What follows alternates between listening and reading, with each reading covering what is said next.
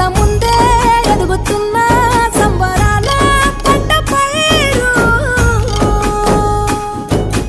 వంద గడపల మందన పల్లె గోడ గట్టని గూడు నా పల్లె చెరువుల తుల్లటి జల్ల షాపోలే